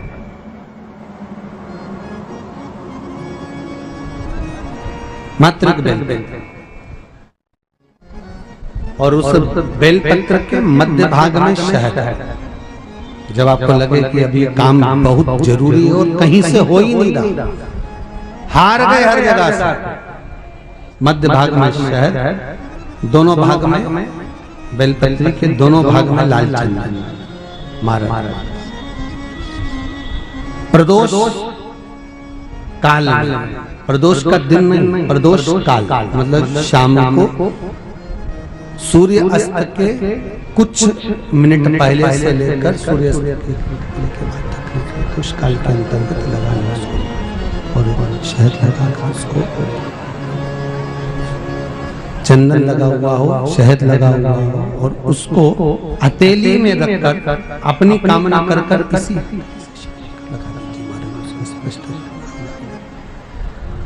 जीवन का सुख प्रदान हो जाएगा, उसमें फल की पूर्ति हो जाएगी। तो जीवन में मान लो अगर ऐसी घड़ी आता है, सफल आता है, ऐसा क्षण आता है जहां पर अपने को लगे कि ये काम जरूरी है तो ये प्रयोग हम कर सकते हैं।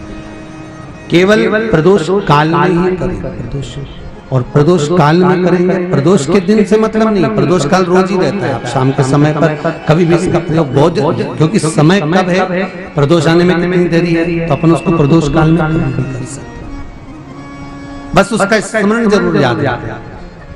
मध्य पत्री पर, मध्य की जो पत्री पे उस पर चंपेश्वर महादेव, बाकी दोनों पत्री पर अवधूतेश्वर महादेव का स्मरण रहेगा, दोनों पत्री के। तो इसे तीनों नामों को लेकर आप जो है उस बेल पत्र को समर्पित करें शंकर भगवान के शिव पुराण पढ़ें, बाबा की कथा करें, भगवान गोवर्धन का चरित्र करें।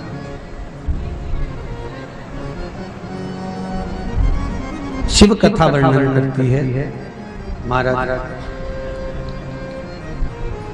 जब देवराज ब्राह्मण के प्राणों को लेकर भगवान शिव चले गए, शिवधाम मिल गया, समय आया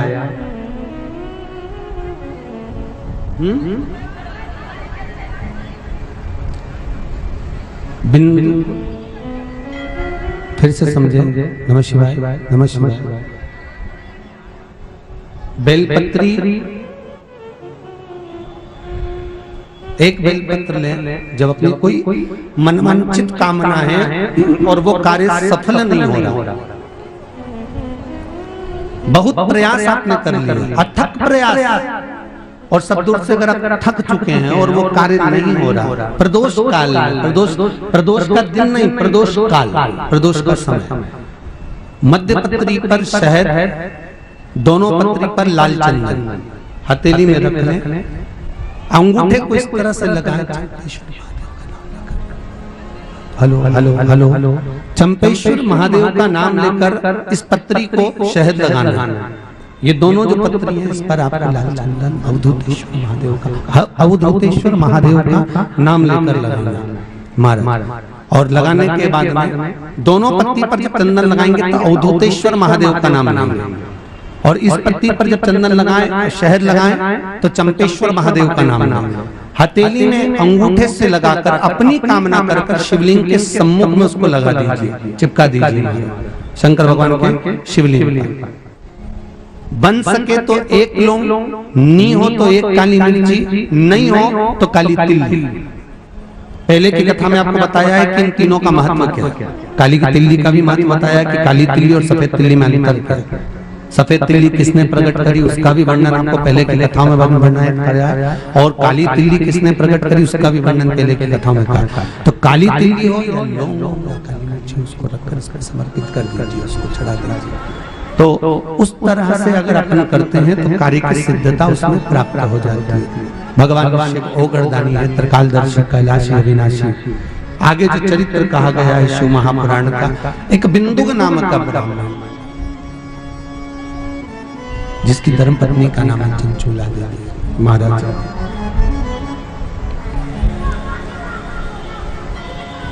बिंदुक भी ब्राह्मण है, ब्राह्मण कुल में जन्म लिया है उसने, और ब्राह्मण कुल में जन्म लेने के बाद हे ब्राह्मण, पर फिर वही बात है कि देवराज कर्म से वीन हो गया था, उसी तरह बिंदुक भी कर्म से वीन हो गया है। तो बिंदुक भी अपने कर्म से वंचित है महाराज।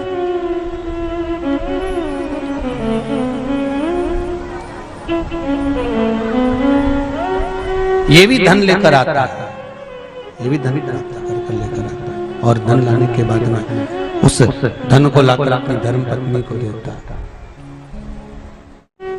जब चंचुला देवी के पास में धन आता है तो चंचुला देवी उसका स्मरण नहीं कर पाती, अपने पति से ये नहीं पूछ पाती कि ये धन कहां से आया। एक बहुत सुंदर बात शिव महापुराण की कथा कहती है, पति के नाम के आगे कहीं धर्म का संबोधन नहीं लिखा है, पर पत्नी के नाम के आगे धर्म का संबोधन है। पत्नी के नाम के आगे धर्म पत्नी का संबोधन आता है कि ये धर्म पत्नी है, धर्म पत्नी का संबोधन।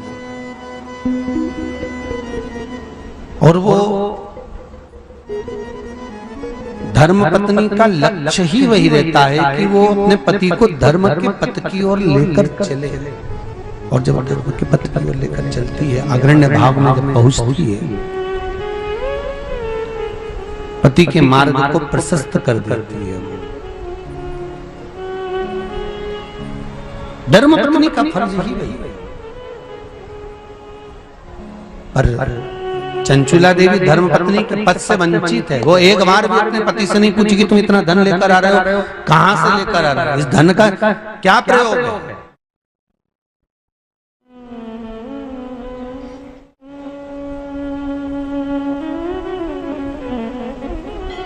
कितने कथाकार कथा करने के लिए आते हैं, कभी आपने किसी के मुख से, किसी संत साधु सन्यासी तपस्वी साधक उपासक के मुख से ये नहीं सुना होगा कि पति को धर्म पति कहा हो। केवल एक नारी को धर्म पत्नी का संबोधन कहा जाता है, उसके सिवा नहीं कहा जाता उसको धर्म पत्नी का संबोधन।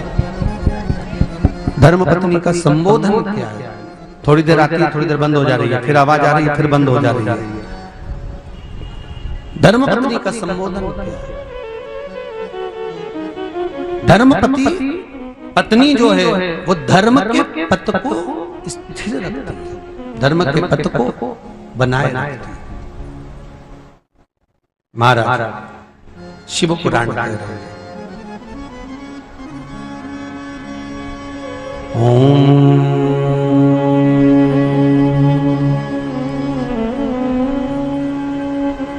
नमः शिवाय।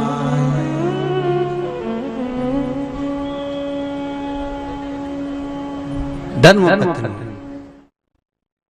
चंचुला देवी ने एक बार संबोधन में नहीं पूछा कि ये धन जो लेकर आ रहे हो वो कहां से आ रहा है, वो कैसे आ रहा है।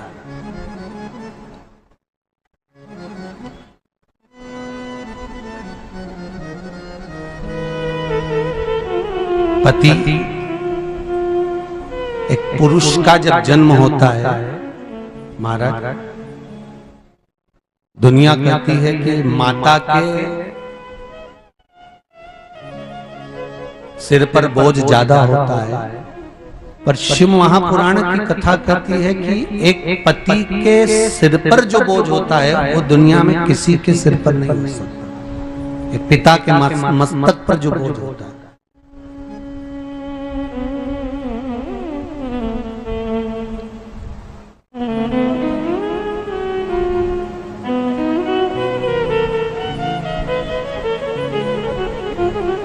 जब मनुष्य का जन्म हो रहा था ना, जब मानव को बनाया जा रहा था, मनुष्य को जब पैदा करा जा रहा था,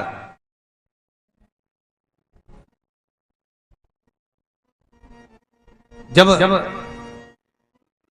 मनु और शत्रुपा को जब प्रकट किया जा रहा था, प्रथम पुरुष और प्रथम स्त्री जब ब्रह्मा की जंघा से प्रकट हो रहे थे, तब उन्होंने कहा था मनु और शत्रुपा ने कि आप हमको जन्म दे रहे हो, परंतु बात इतनी सी है कि आप हमें जन्म तो दे दोगे, पर हम मृत्यु लोक में जब जाएंगे, पृथ्वी पर हम जब जाएंगे, तो हम जब पैदा होंगे तो हमारा पेट कौन भरेगा? हम मृत्यु लोक में पड़े रहेंगे तो हमारा उदर कौन भरेगा? तो भगवान स्वयं, भगवान शंकर ने कहा था तुम चिंता क्यों करते हो, तुम्हारे लिए हमने पृथ्वी पर 2 फरिश्ते ऐसे भेज देंगे मृत्यु लोक में जो तुम्हारा लालन पालन करेंगे।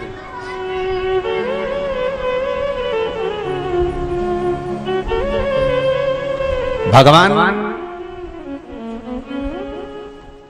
उत्तानपात प्रियवत कन्या देवहूति प्रसूति आकुति, जितनी कन्याएं जितने पुत्र जन्म लिए सबने भगवान से कहा था हमको भेज तो दोगे, पर हमारा लालन पालन हमारा पोषण करने वाला कौन? तो भगवान कह दिए थे मृत्यु लोक में दो भगवान स्वयं मेरा ही स्वरूप में पृथ्वी पर दूंगा तुम्हारे लालन पालन करने के लिए।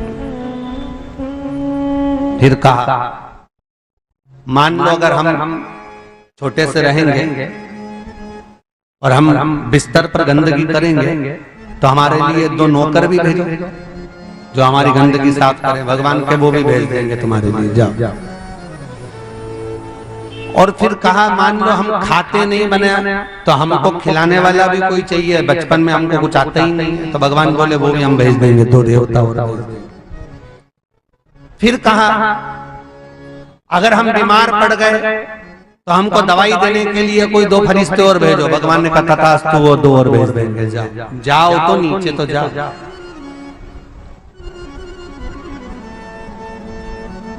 और हम नीचे जाएंगे, ये जमीन जायदाद तो दूसरे की रहेगी। हमको जमीन भी मिले, जायदाद भी मिले, संपदा भी मिले, सत्ता भी मिले, हमको धन भी मिले, दौलत भी मिले, सब कुछ मिले। भगवान कहे ऐसे दो फरिश्ते और भेज देंगे जो तुमको सब कुछ दे देंगे, तुम जाओ नीचे की ओर चाहिए। ठीक है, फिर जाने में क्या दिक्कत है, चले जाओ। और मनुष्य का जब जन्म होने लगा तो वो भगवान से पूछता है कि ऐसे सारे फरिश्ते मिलाकर ऐसे सब कुछ मिलाओगे तो कम से कम 50 हो जाएंगे। एक व्यक्ति के लिए तुम 50 व्यक्ति दोगे तो संसार का क्या होगा? भगवान बोलने लगे 50 देने की जरूरत नहीं है, जो माता पिता पृथ्वी पर रहेंगे ये 50 के बराबर ही रहेंगे। ये वो फरिश्ता है जो खुद कमाएंगे और अपनी औलाद के लिए छोड़कर जाएंगे।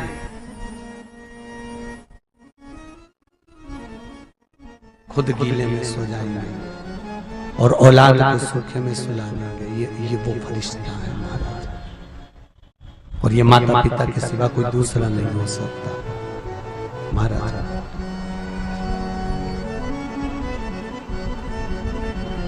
उसके सिवा कोई दूसरा हो ही नहीं सकता, उसके सिवा कोई दूसरा सम्मुख आ भी नहीं सकता। ये वो फरिश्ते हैं। देखो बीमार हम होते हैं, रोते माता पिता हैं। शंकर की कथा कर रही है चंचुला देवी और बिंदुक में यही अंतर है कि एक पति और पत्नी का सबसे बड़ा बोझा तत्व अगर किसी पर आता है तो पति पर आता है, तो धर्म पत्नी को चाहिए जब पति उस बोझ तत्व में रहे तो धर्म पत्नी सम्मुख में आकर उस बोझ तत्व से अपने पति को निकाल, उस बोझ तत्व से अपने पति को बाहर करे। ये धर्म पत्नी का फर्ज है, ये धर्म पत्नी महाराज। शिव कथा कह रहे हैं। बिंदुक चंचुला देवी के साथ में निवास कर रहे हैं। समय आया चोरी करने के लिए गए, और जब चोरी कर बिंदुक कुछ वस्तुओं को चुरा कर लेकर आ रहे थे और उसी समय पर एक दीवार पर से कूद रहे थे तो वो नीचे उनको नहीं मालूम था कि नीचे पानी है। उस पानी में कूद गए, गिर गए और मर गए। शिव महापुराण की कथा कहती है 3 तरह से मरे हुए व्यक्ति को मोक्ष नहीं मिलता। पहला पानी में डूबकर मरे हुए व्यक्ति को, दूसरा सर्प के डसे से मरे हुए व्यक्ति को, तीसरा स्त्री के हाथ से मरे हुए व्यक्ति को। ये 3 तरह से मरे हुए व्यक्ति को मोक्ष नहीं है हमारा, मोक्ष की अनुभूति नहीं है हमारा। और ये 3 तरह से मरा हुआ व्यक्ति मोक्ष नहीं पाता है। तो कहा सभी के मन में प्रश्न तो जागृत हो ही जाता है कि आखिर भाई पानी में डूबकर मरे हुए व्यक्ति के लिए वैकुंठ नहीं है, मोक्ष नहीं है। सर्प के डसे हुए व्यक्ति से मोक्ष नहीं है, मुक्ति नहीं होती। और महाराज स्त्री के हाथ से मरे हुए व्यक्ति के लिए भी मोक्ष नहीं है, उसकी भी मुक्ति नहीं है। तो इनका उपाय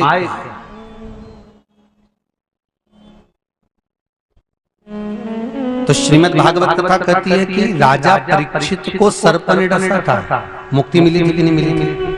अरे बोले तो जब मिली ना। अरे जम के तो बोलो, मिली ना।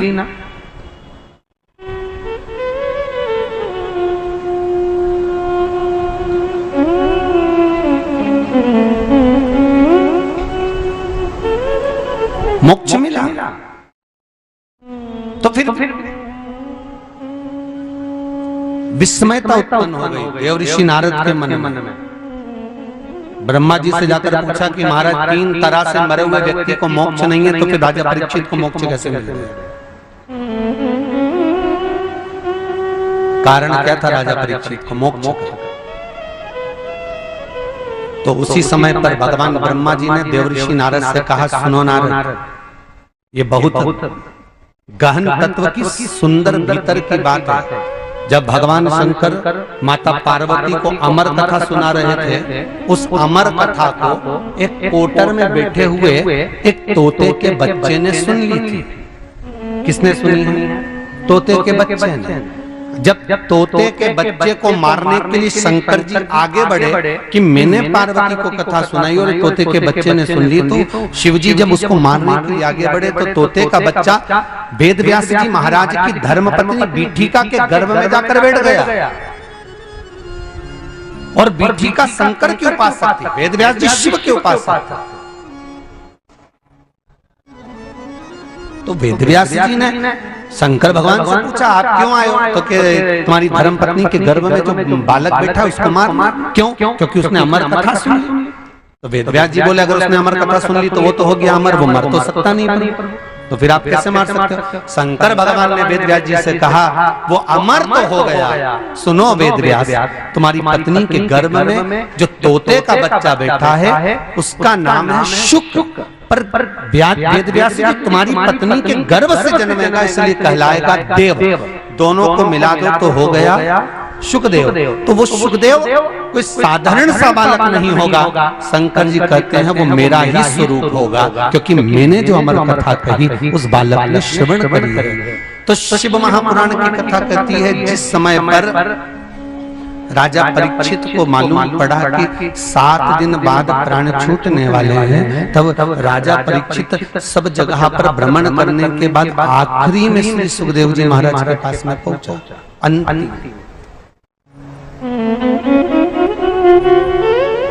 होता है जब दुनिया के लोग सब दूर से भटक लेते हैं ना, जब कहीं से काम नहीं बनता तब आखिरी में शंकर के पास जाते हैं कि अब कहीं से काम नहीं बन रहा, अब शिव जी के पास और जाओगी।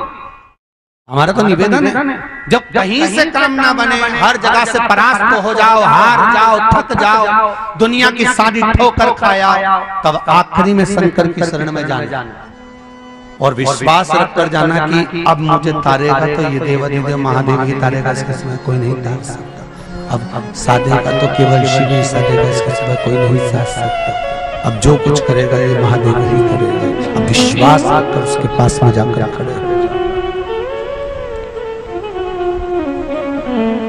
और एक बात पहले की आज फिर कहते हैं आपको, महाराज जो शंकर जी का मंदिर जिसमें कोई ना जाए, कोई सफाई भी ना करे, कोई जल भी ना चढ़ाए, कोई प्रार्थना भी ना करे, ऐसे मंदिर में आप जाइए, ऐसे मंदिर में आप पहुंचिए और उस मंदिर में बैठकर 2 क्षण, 2 घड़ी, 2 पल भगवान से निवेदन करो, प्रार्थना करो, विनती करो। कुछ नहीं आता, शिव महापुराण का मूल मंत्र का जाप करो, श्री शिवाय नमस्तुभ्यम। सब बोलिए एक बार, श्री शिवाय नमस्तुभ्यम, श्री शिवाय नमस्तुभ्यम। फिर से बोलो। ये शिव महापुराण का मूल मंत्र, जैसे भागवत का मूल मंत्र है ओम नमो भगवते वासुदेवाय, उसी तरह शिव महापुराण का मूल मंत्र है श्री शिवाय नमस्तुभ्यम। ये वो मंत्र है महाराज। इस मंत्र की प्रबलता कितनी है महाराज, देखिएगा। अगर किसी व्यक्ति को अचानक लकवा लग गया, अचानक लग गया और 2 दिन हुए, 5 दिन हुए, 1 हफ्ता हुआ, 1.5 हफ्ता हुआ और डॉक्टर अपना काम कर रहा है, तुम अपना काम करो। सरसों के तेल की आधा लीटर की बोतल ले जाओ, शंकर जी पे चढ़ा दो। 5 काली मिर्ची, 5 लौंग, 5 कमलगट्टे, 5 बेलपत्र, 5 शमी पत्र शिव जी को चढ़ा दीजिए। चढ़ाने के बाद सरसों का तेल वो सारी सामग्री बोतल में वापस भर के रख लो, कटोरे में झेल लो और बोतल में भर के रख लो। जिस व्यक्ति को लकवा लगा है, पैरालिसिस हुआ है, उस व्यक्ति के शरीर को 1 घंटा या आधा घंटा प्रतिदिन उस तेल से मलना चालू कर दो। 5 दिन के अंदर वो व्यक्ति चलता हुआ नजर आए। 6-7 दिन नहीं लगेंगे, 5 दिन बहुत हो, चलता हुआ नजर आए। उस तत्व को भगवान शंकर ओघड़दानी त्रिकालदर्शी कैलाशी अविनाशी शिव का स्मरण मात्र श्री शिवाय नमस्तुभ्यम का जाप कर कर शिव महापुराण के मूल मंत्र श्री शिवाय नमस्तुभ्यम को बोलकर जो भगवान शंकर को तेल भी समर्पित करता है, महाराज हो सकता है कि कोई ग्रह व्यक्ति का ऐसा भारी हो जाता है जिसके कारण शरीर में रोग बढ़ते चले जाता है, पर सारे नवग्रह सारे ग्रहों का अगर कोई देव है तो वो देव अधिदेव महादेव है। राहु उसके सिर पर, चंद्र उसके सिर पर, केतु उसके सिर पर, मंगल उसके शरीर पर, मंगलनाथ के नाम से शिव जी को जानते हैं। सारे ग्रह उसके अनुकूल रहते, सारे ग्रह उसके साथ में रहते, बस केवल एक स्मरण करा और सुख पा गया। आपने आनंद की अनुभूति कर ली, उससे लक्ष्य तत्वता प्राप्त कर लिया, उससे सुख का अनुभव हो जाएगा। शिव पुराण कह रही है, शंकर की कथा था।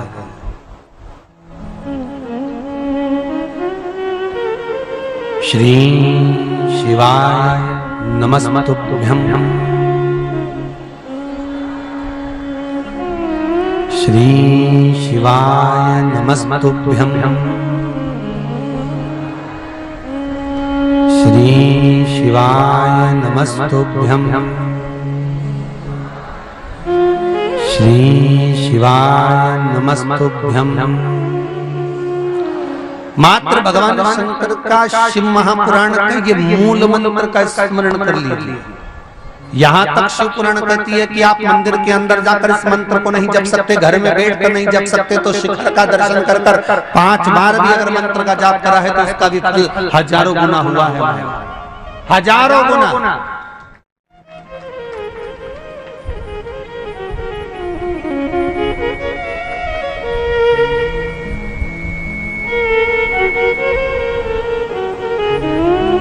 जैसे मदिरा से छुड़ाने वाले व्यक्ति के लिए शिवकोड़ी का जल मूल होता है, उसी तरह जीवन का आनंद देने के लिए शंकर का मंत्र जाप मूल होता है। आपको पहले कहा था कि मान लो कोई मदिरा बहुत ज्यादा पीता, छूट नहीं दे, तो आपको पहले भी बताया था शिवकोड़ी का जल स्मरण करा देता है महाराज। उस जल का मात्र 3 दिन तक आचमन कराने से ही वो नशा छोड़ देता है। इतना इतना प्रबल होता है शिवकोड़ी का जल, इतना सुख। शंकर की कथा का तो ये परीक्षित को मुक्ति कैसे मिले, परीक्षित को मोक्ष कैसे मिल गया, परीक्षित को फिर ये तक्षक नाग डसा तो सुख कैसे मिल गया? उसका कारण केवल इतना था कि शंकर के सम्मुख में बैठकर उसने प्राणों को त्याग दिया। शिव का शिव का रस, शंकर का अनुभव।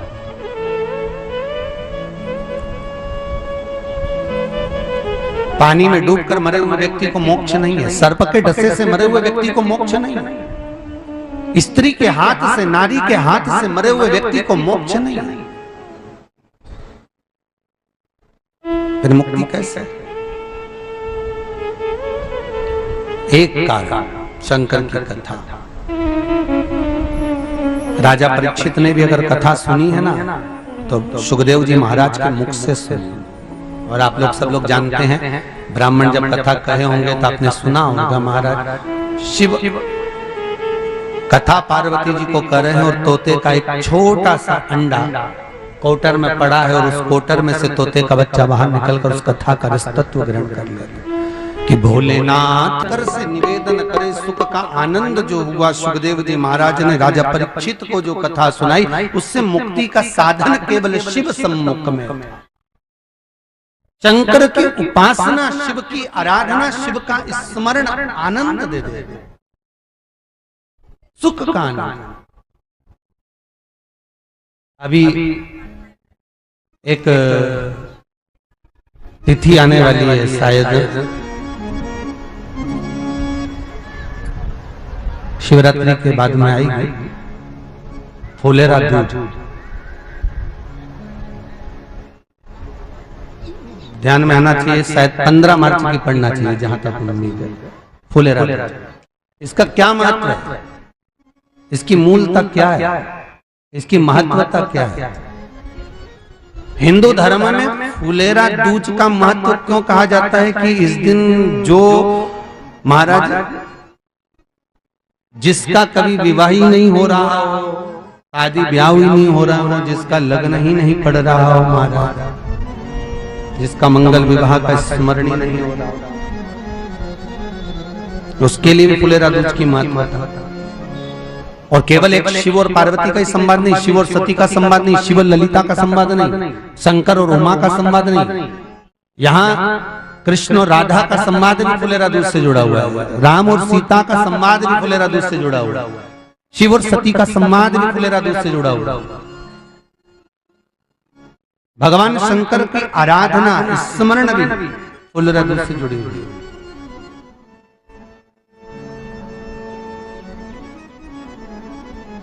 अगर कल की कथा में फुलेरा दूज का स्मरण आएगा तो हम 2-4 उपाय ऐसे बताएंगे जिसमें शिव महापुराण के, जिससे जीवन का सारा सार्थत्व प्राप्त कर सकते हो। अगर कोई ठेला भी चढ़ा रहा है, मान लो अगर हाथ गाड़ी चला रहा है, नहीं है पैसा, तो वो उपाय करे 3 महीने, आपको ध्यान में आएगा। फुलेरा दूज का उपाय कर लिया उसने एक बार, तो लक्ष्मी में तो कमी नहीं आ सकती, जीवन में कभी हार तो नहीं सकता।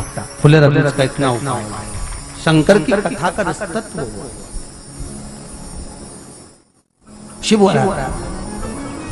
बिंदु मर गया, प्राण छूट गए। चंचुला देवी को मालूम पड़ा बिंदु मर गया, अंतिम संस्कार करवाया, सब कुछ करवाया, पर चंचुला देवी को बात ये अड़ गई कि बिंदु जो मरा है वो प्रेत योनि में पहुंच गया, क्योंकि 3 तरह से मरे हुए व्यक्ति को मोक्ष नहीं है, मुक्ति नहीं है, उसका कोई उपाय नहीं, उसका कोई हल नहीं, उसकी मुक्ति का कुछ महाराज। तब चंचुला देवी ने सारे गांव के लोगों के साथ में मिलकर काशी विश्वनाथ का स्मरण किया, काशी चली गई।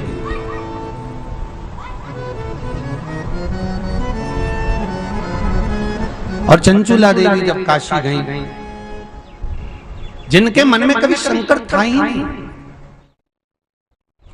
पर कहीं शिव का स्मरण हो गया। शिव महापुराण का रसतत्व सुनने, हो सकता है आप भी अगर यहाँ से जाओगी तो जाने के बाद अपने अड़ोसी पड़ोसी को तो कहोगे कथा अच्छी हो रही है, चलो शिवर वाला महाराज आया, शिव महापुराण की कथा हो रही है। आप अगर किसी 4 लोगों को कहोगे, उसमें से अगर एक कथा में आ गया तो उसका पुण्य किसके खाते में जाना है? तुम्हारे खाते में, क्योंकि तुमने कहा और वो 2 कदम चलकर अगर कथा के पंडाल तक पहुंच गया तो पुण्य तो हमारे खाते में आएगा ना।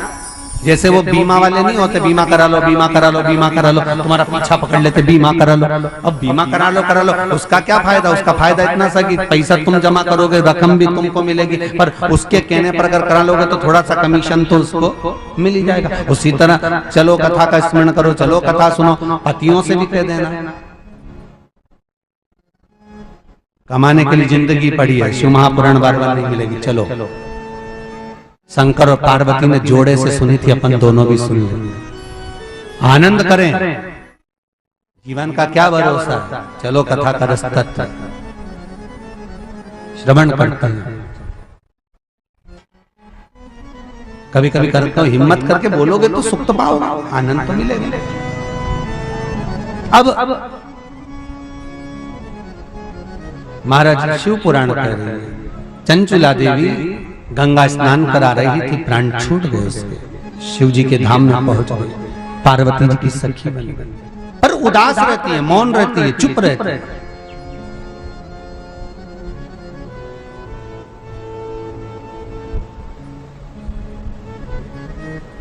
पार्वती जी ने पूछ लिया, चंचुला क्या बात है, आज तेरा मुख उतरा हुआ? भगवान के मंदिर में, कथा में, सत्संग में, माता पिता के सम्मुख में, गुरुजन के सामने, परमात्मा के द्वार पर, तीर्थ में, व्रत में एक नियम धारण करो कि अपने चेहरे पर प्रसन्नता रखो। अपने चेहरे पर आप कोई भी व्रत करो, हम कई माताएं एकादशी का व्रत कर लेती, मुंह पे चेहरे पे उदासी इतनी रहती, पति के लिए रोटी खा ले, आज एकादशी, कुछ नहीं खाएगी, साबूदाना गलाया तो कब बनाएगी, बड़े तो बनाकर खा गई, खिचड़ी अभी बनाऊंगी, फिर भी चेहरा उतरा, क्या लाभ। फूल ताजा होगा तो भगवान को दिया जाएगा, फल अच्छा होगा भगवान को दिया जाएगा। जिस व्रत में चेहरे पर प्रसन्नता होती है भगवान उस व्रत को स्वीकार करता है, जिस व्रत में तुम्हारा चेहरा उतर जाता है भगवान उसको स्वीकार नहीं करता। एक वो कौन सा व्रत होता है ना, माताएं कुछ नहीं खाती, वो तीज का व्रत, चतुर्थी का, हाँ करवा चौथ का व्रत, उस दिन कुछ नहीं खाती, पति के प्राण इतने खा जाते, 8 दिन पहले से मुझे ये चाहिए वो चाहिए, तो बेचारी एक दिन नहीं खावी तो चल जाते हो।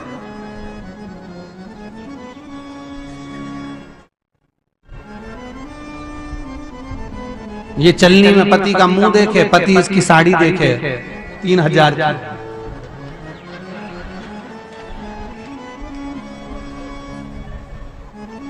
चांद की पूजन करने के बाद ये पति को प्रणाम करे, पति चांद को प्रणाम करे, जैसी आज बनाई ऐसी परमानेंट क्यों नहीं बना देता भगवान।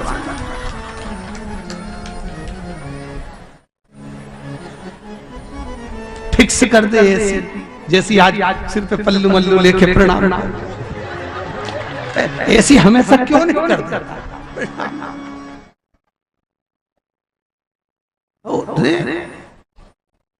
वो जिस दिन व्रत रहता ना उस दिन माता को हरताली का तीज हुई, छोटी तीज बड़ी तीज है, सतुआ तीज, माता कुछ नहीं खाती, सुबेरे से अच्छी रहती है, 1 बजे के बाद पट्टा बांध के पलंग पे पड़ी मिलती,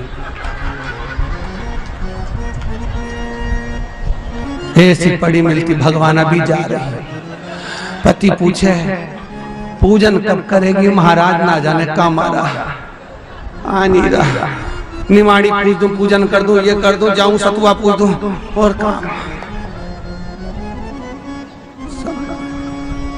भगवान स्वीकार करेगा नहीं करेगा। व्रत वाले दिन तुम्हारे चेहरे पर प्रसन्नता हो, जिस दिन व्रत हो उस दिन अलमस्त दिखो, खूब भजन करते हो, खूब आनंद में हो, खूब प्रसन्नता। कोई पूछ भी ले आज तेरा व्रत नहीं है क्या, है चेहरे से तो नहीं लग रही। सीवर वाला महाराज बोला ऐसी खुश दिखना, इसीलिए प्रसन्न, अंदर से कितनी भी भले भूख लग रही चेहरे पर प्रसन्नता। अब रोते तो जिंदगी निकालना, प्रसन्नता तो बनी रहे ना। अलमस्तता अगर चेहरे पर नहीं है तो काहे का मतलब। किसी गुरु के पास जाओ प्रसन्न भाव, मंदिर जाओ प्रसन्न भाव में जाओ, बहुत प्रेम से प्रसन्नता से। अब चंचूला देवी के चेहरे पर प्रसन्नता नहीं थी, पूछ लिया पार्वती जी ने क्या बात है, पति चले गया प्रेत योनि में, उसकी मुक्ति के लिए क्या करूं। मां ने कहा देवऋषि नारद के पास जाओ, कथा सुनाएंगे शंकर की, उससे मुक्ति मिल जाएगी। अच्छा, नारद जी ने कहा मैं कथा नहीं कर सकता क्योंकि मुझे श्राप लगा है, मैं एक जगह नहीं बैठ सकता। ऐसा किसी किसी को श्राप लगा रहता है कि वो एक जगह नहीं बैठ पाता, मुझे श्राप, मैं नहीं बैठ सकता। मेरा मित्र है तुमरू का।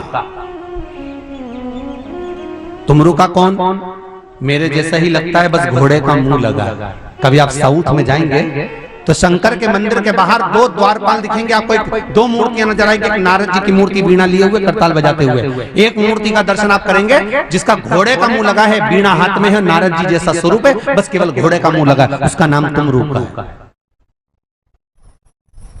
तुमरुका जी के पास, तुमरुका जी ने कहा कथा तो कह दूंगा पर ये वेदव्य है, कोई जोड़े से